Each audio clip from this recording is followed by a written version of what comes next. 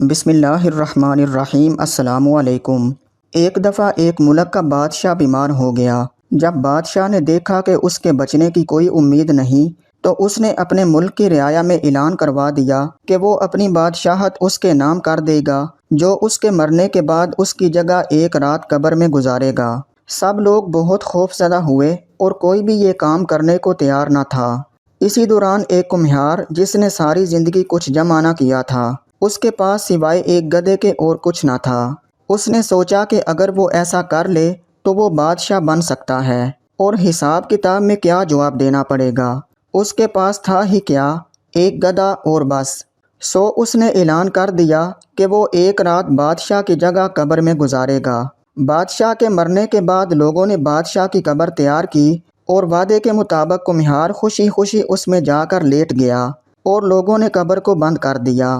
کچھ وقت گزرنے کے بعد فرشتے آئے اور اس کو کہا کہ اٹھو اور اپنا حساب دو۔ اس نے کہا کہ بھائی، حساب کس چیز کا؟ میرے پاس تو ساری زندگی تھا ہی کچھ نہیں سوائے ایک گدھے کے۔ فرشتے اس کا جواب سن کر جانے لگے، لیکن پھر ایک دم رکے اور بولے، ذرا اس کا نامہ اعمال کھول کر دیکھیں، اس میں کیا ہے؟ بس پھر کیا تھا؟ سب سے پہلے انہوں نے پوچھا کہ ہاں بھائی، فلاں فلاں دن تم نے گدھے کو ایک وقت بھوکا رکھا تھا؟ اس نے جواب دیا ہاں۔ فوری طور پر حکم ہوا کہ اس کو 100 درے مارے جائیں۔ اس کی خوب دھلائی شروع ہو گئی۔ اس کے بعد پھر فرشتوں نے سوال کیا، اچھا یہ بتاؤ، فلاں فلاں دن تم نے زیادہ وزن لاد کر اس کو مارا تھا؟ اس نے کہا ہاں۔ پھر حکم ہوا کہ اس کو 200 درے مارے جائیں۔ پھر مار پڑنا شروع ہو گئی، غرض صبح تک اس کو مار پڑتی رہی۔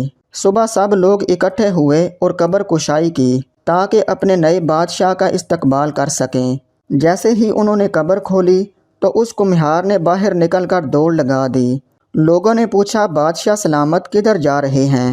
تو اس نے جواب دیا، او بھائیو، پوری رات میں ایک گدھے کا حساب نہیں دے سکا تو پوری رعایا اور مملکت کا حساب کون دیتا پھرے؟